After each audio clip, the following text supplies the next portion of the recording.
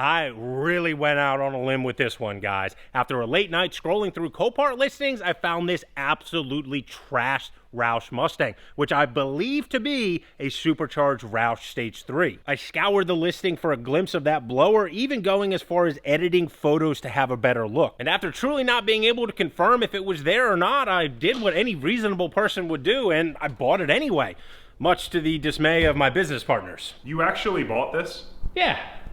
You're an idiot. Yeah, if that doesn't have a blower, you're fired. Well, with my continued employment here at Lease C Parts hanging in the balance, I think we're about to get our answer.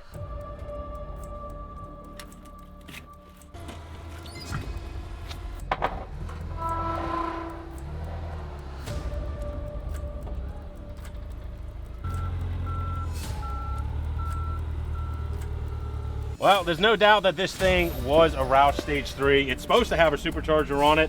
The only question is if it's still there. You're fired.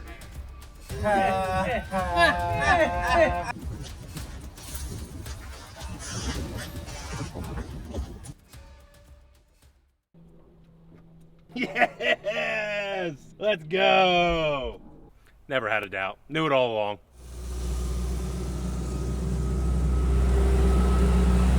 So I managed to keep my job for the time being, but unless I find a significant amount of value in this car, I'll face endless ridicule. And of course, it seems the new shop standard is free drivetrains, which means I need to find $11,625 in this Mustang in order to cover the purchase price. We're going to start with the parts that have already been removed from the car for us. The driver front suspension corner was dislodged in the accident, but we do have some sellable parts that came off of it. The biggest one being the Performance Pack Brembo caliper. Obviously, we'll need the other one off the passenger side to sell these as a pair, but these are right about $650 for the pair of them. Now, some of the other parts are low in value, but that doesn't mean that somebody might not want them. A full set of spline drive lug nuts for the Mustang is never a bad thing, and it does come with this cool pouch for the lug key itself. Now the coilover, this thing got completely destroyed. No value here, but it will look pretty cool on my wall of shame. The hood was the other part that was no longer attached to the car, but we did manage to get a passenger side heat extractor or hood lower off of it. These are about $250 brand new from Roush, which means that if somebody just needs a single for some minor damage, might be able to squeeze $75-100 out of this one. I should probably be writing this down somewhere.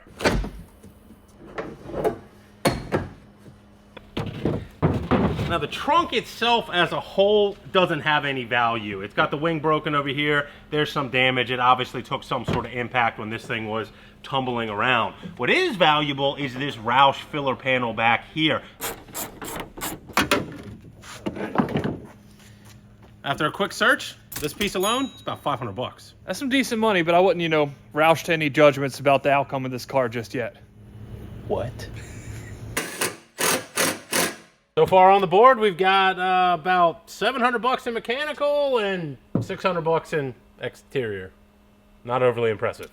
Considering the rest of the exterior pretty much looks like this, it's going to be slim pickings. But there are just a few small items that could add up to a couple dollars for us. Fun fact, if you've got a twin-turbo go-kart R8, the Mustang DRLs make for great running lights.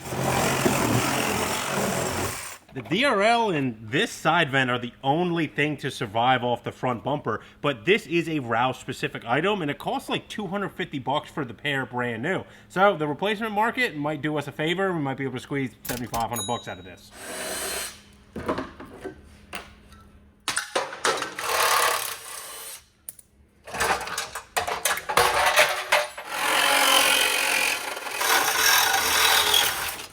At the back end of the car, we've got one good tail light. These are obviously replacement market, something like maybe $150 there. On this side, it didn't fare too well, pretty banged up. The only other piece that I want to pull off because the rear bumper is damaged itself is this rear diffuser, which does have some Roush add-ons. Maybe we can scrounge like another $150 out of this. Next up is going to be the interior, and before we get into that, I've got a little bit of work to do.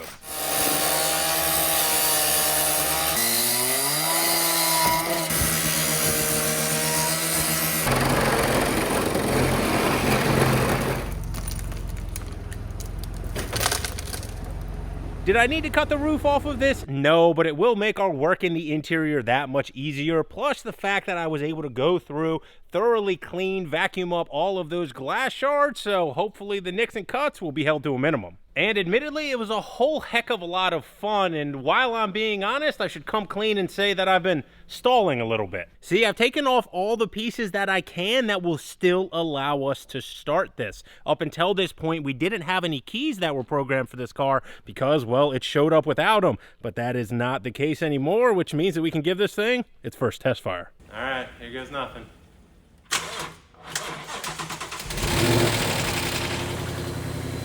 That was a quick stare.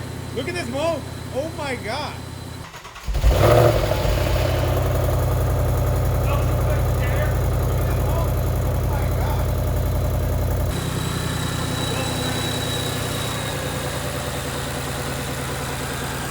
No oil on the ground, is there? Yeah, not leaking. Clean. Looks good.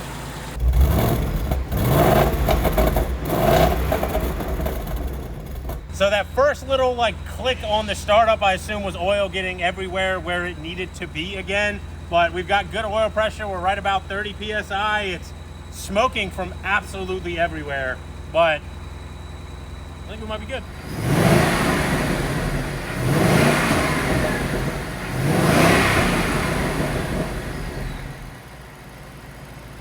That sounds good. Don't sound near as good as a motor car, let's be honest. It's true. So, wing.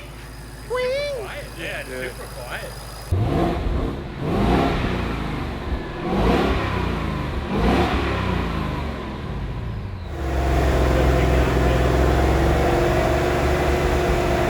Adults dope deals, baby. Looks like a typical Ford. Smoking out the shop, a little bit of knocking and whatnot, but you know, it all clears up. Pretty much every single dash light is on except for the one that I really care about, which is the check engine light. It's pretty much the only one missing, and everything else that you see here is probably a result of the fact that we're missing an entire suspension corner. It took me a minute to figure out how to get the active exhaust to work. There we go.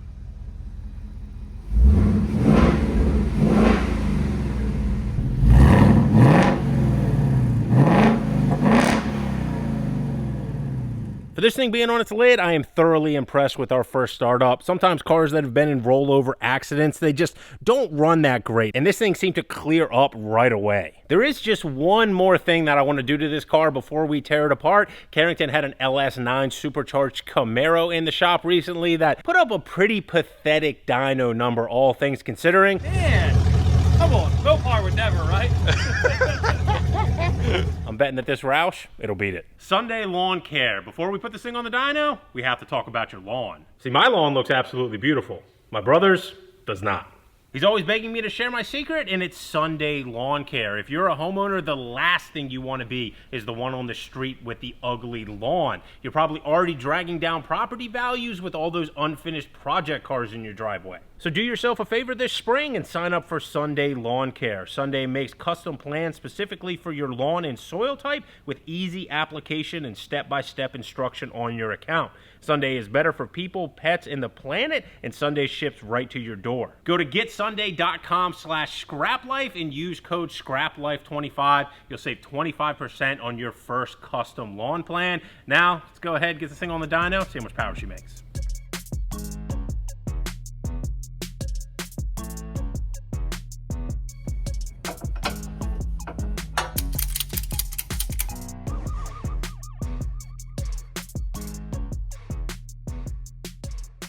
We're gonna try and ignore how absolutely ridiculous this looks because this is a serious competition. This is what we're trying to beat Carrington's measly 452 wheel horsepower LS9 Camaro. On one hand, it should beat it. On the other hand, Dalt's driving it, so it probably won't. We'll see. More importantly, covering Carrington up so he's not in this shot. No, seriously, the board, the guesses. I'm gonna go with, well, I guess we should examine first. Hold on before we get too far into this. No idea what size it is. So with absolutely nothing to go off of, I believe these things make a little bit over 700, I think, crank horsepower. I'm gonna go ahead with a conservative guess here like Fernando usually does. I'm gonna say 565 Wheel horsepower. 650. Mustang power, baby. Oh, mother. You can't cuss on this Yeah, channel, so, kid. yeah. Come on, Fernando. Is that what you're? Yeah, yeah. Like literally the same Yeah, number? yeah, literally. No way. Yes. I'm gonna go ahead and say 580. We'll All right, say now I was gonna say now it's a duel between Fernando and Carrington. Who's actually 600. going. You want 600 Yeah. even? I'm gonna strategize here. All right, now somebody tell me. Price is Right rules. We've established this prior that it is indeed Price is Right rules. I'm playing the number. I mean, it's maybe it makes 550. I don't know, but we're going officially with 1 horsepower. If it makes 550, I'm gonna steal one of the bottles off of Lee's truck and we're gonna spray it in the intake like we did in the Viper 240 I will to donate. make sure it goes higher. I will donate my nitrous to that, no problem. Let's see what it does. Safety first.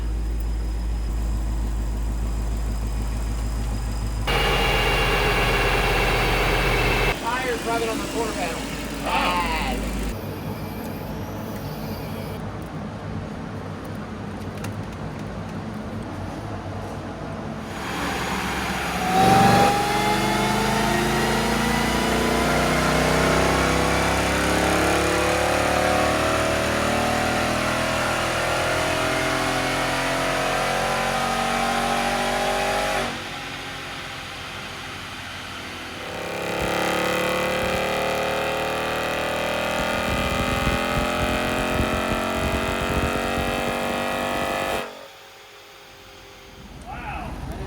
What a pile.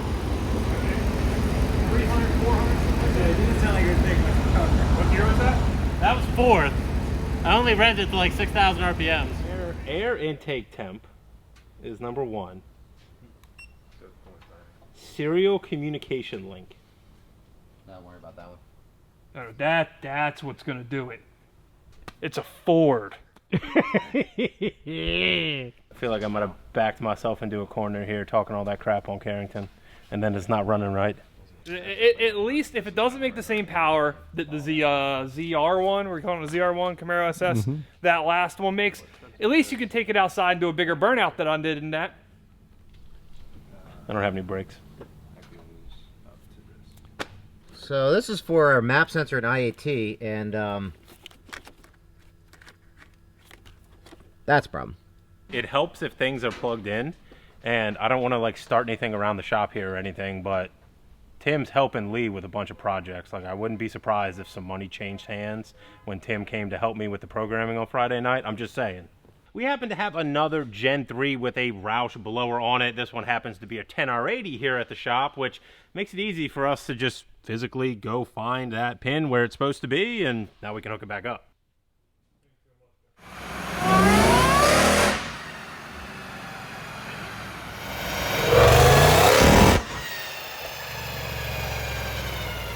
Oh, you spun both tires. Done. Okay. You guys drop it down. Okay. Now we gotta go back to. Okay. Now it actually makes the power.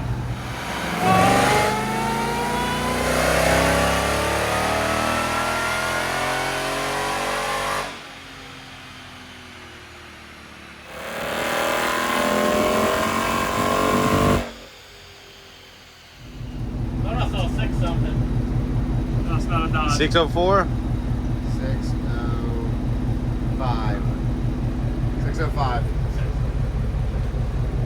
Huh? Not bad. I feel like I won. I take back everything I said about Bob Barker. Failed me. Weird between like 3,000 and 4,000 Yeah, RPMs. I heard seemed it. like it didn't add a bunch of timing, and then it seemed like it really laid in timing after that. Because like from 4 to 6, it was rolling. But from like 3 to 4, it sounded like it did the first run. Did you stop at 6? Yeah, I only revved it. I think I made peak power at 6. Did it? I think so. I mean, if it did, then I'll rev it a little higher. I just thought it would have already made peak. Oh, so it was still going. Yeah. Okay. No more messing around. We're busting out all the stops here. We've got the dyno figured out. The ignition seems right. We've got ice on the blower. We got some to drop into our heat exchanger tank here. This thing's going to be cool as a cucumber. Hopefully put down a solid number.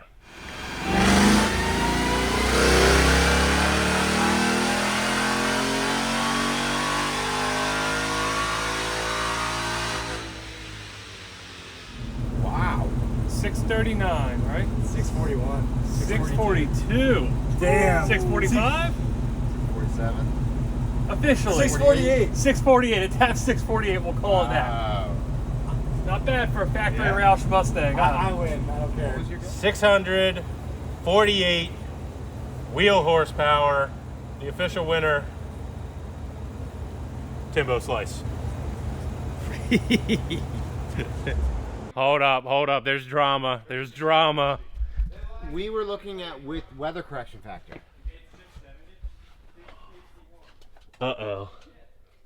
No. With the weather, so without the weather correction, it made 672.8. Yeah.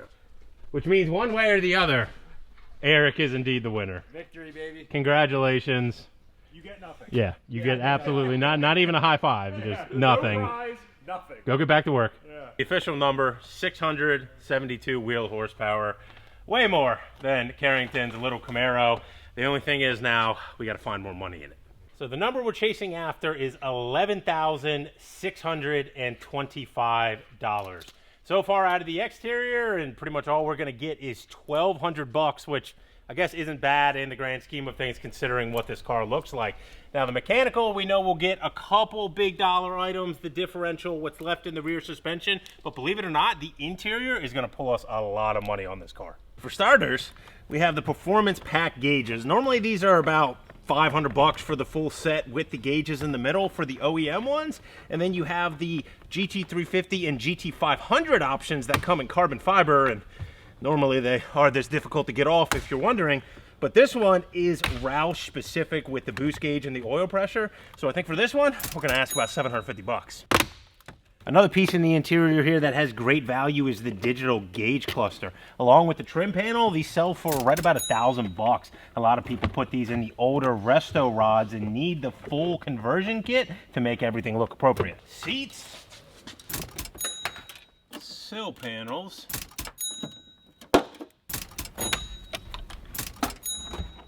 so for the interior, we're looking at $4,050. Now, when you combine that with what we found in the exterior, we're a little under halfway there to our $11,625. The only problem is we've dismantled 2/3 of the car, but some of our high value stuff is in the mechanical section.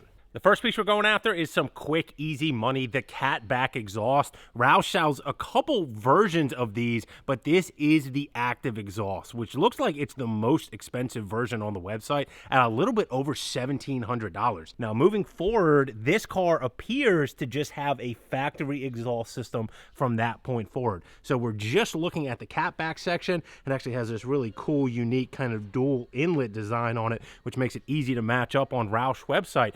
I think normally your rule of thumb is about half price, so like $800, but I think we might be able to squeeze about $1,000 out of this.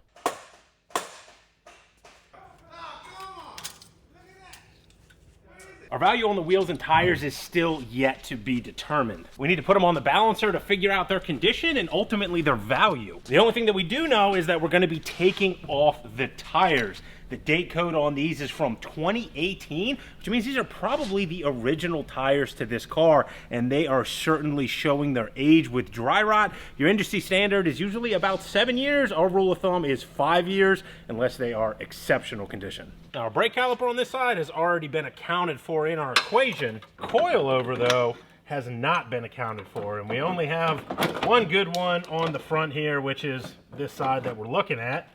If I can get it out.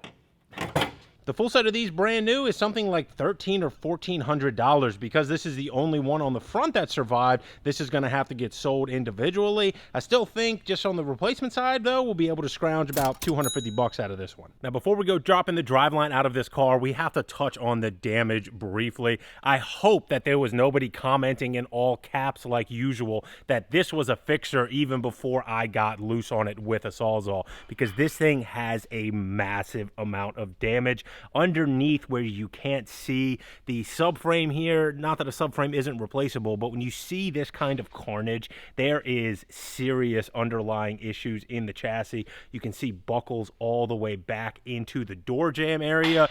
Whatever this thing did, however many times it rolled, it was a very, very serious accident.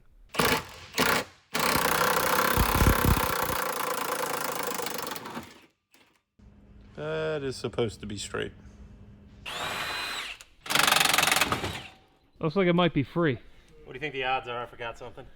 10 to 1.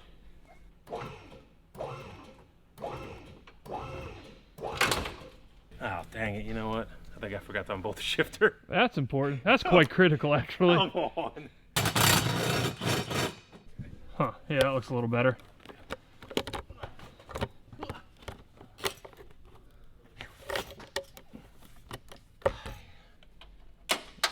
Couple more things. Looks clear to me.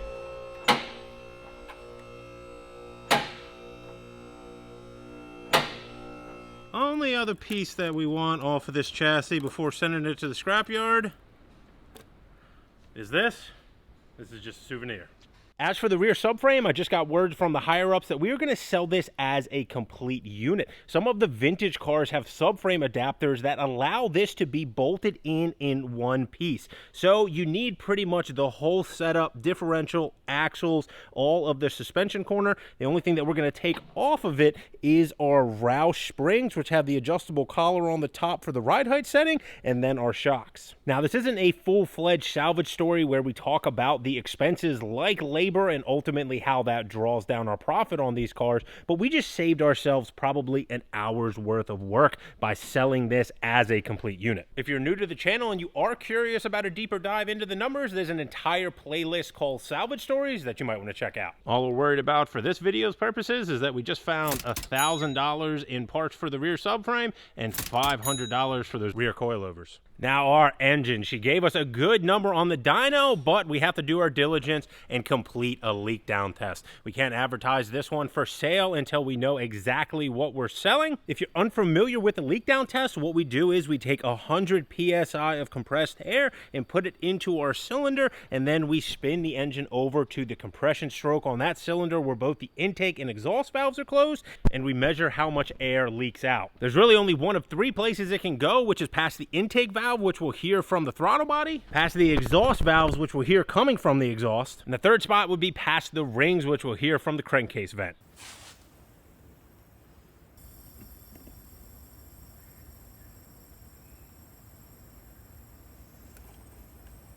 A superb leak down by this Coyote, to the surprise of no one here at the shop. When these Coyotes are strong, they often give numbers at 5% or lower. For comparison, some other engines like an LS, for example, we usually see numbers in the 6 to 9% range when they're really strong. Our threshold here at the shop is 10 to 12% before we're going to start being concerned, unless it's a built for boost motor. If we start seeing numbers up towards 15, that's when it's going to get torn down, sold for parts as a head, a short block, things along those lines. So one of the biggest enemies of a strong leak down is actually carbon buildup on the valve seats. So us putting this thing on the dyno and really putting it to the test definitely helped our cause. With that strong leak down, this one is ready to go out the door. This engine is already sold. We aren't going to be keeping it to put into our arsenal for future projects, but the last video that someone did on this was Carrington's LS9 Camaro. This is the engine from that minus the supercharger, and we've already got plans for that. We got our tires dismounted and our wheels on the balancer, and luckily all of them came back in very good shape. Can't find a ton of info online about them, but I think that each one of them will fetch right around 250 bucks, which gives us 750 bucks for all three. Which brings our total for the mechanical section to $4,200, just a little bit above what we managed to pull out of the interior. And our grand total for the entire car, $9,450, just over $2,000 short of our goal of getting a free drivetrain. All in all, like that LS9 Camaro, this was an excellent buy for the business, though. A little bit risky, but it all paid off. We didn't quite make the number, Carrington, but you did lose on the dyno, which makes me feel good. Do a wind up here. You're fired, all right? Out that door, front door's right there. Didn't get a free drivetrain? No, don't work. And I got something on the way that's going to beat it on the dyno, too, so... A huge thank you to Sunday again for sponsoring this video. Be sure to check out their link down in the description below. And let us know if you're liking this new format for kind of the hybrid salvage story. We were trying to find something to do that didn't have a huge numbers breakdown at the end. Hopefully you guys are still finding them entertaining. And the fact that we can put stuff on the dyno, I think is really paying off for these videos. So, catch you in the next one. Nothing. Absolutely nothing. I was expecting something, but nothing. We got Mopar smoke both of them, but you don't hear me talking. Built Ford tough. Oh, come on. This whole no windshield thing is so convenient. That kind of looks like a Tamagotchi. I forgot those existed until this very moment. Me too. I saw that one. Tamagotchi. What'd you say? Tamagotchi? Tamagotchi. Yeah. Hey, broski, where's your car? Which one? Do you own a car that has an engine in it right now besides your f***ing truck? We can do an off-road challenge. Oh, here we go. Here we go. Listen to this idiot trying to switch gears when he realizes that he doesn't own a car with an engine in it besides his truck. Drag the BRZ down 50. If you gotta talk shit to a BRZ, you are pathetic. You are a pathetic individual. If a BRZ is on your level, bro, you are not doing good. Shout out to the late Bob Barker. Yeah. He is dead, right? Doesn't look good. Bob Barker's dead, right? Yeah. Okay. All right. Yeah. Wait, Drew Carey now. Have you seen him? He's old as shit. Drew Carey? Yeah. You went over. Wow. Gotta get that last little piece, you know? Don, if you don't f***ing kick that thing off the car right now. Didn't do anything. No, but it will make our... See, I shouldn't have made fun of you. These technicians are so, so dainty. I know I can't have glass in the car when I'm working on it, you know? That hurt like a oh man, that thing f***ing got me. That was stupid. Oh, son of a bitch. That broke the skin through the f***ing base. Sucks. Get back to your Where's your corner. 8mm? Get Get back to your corner, Carrington, all right?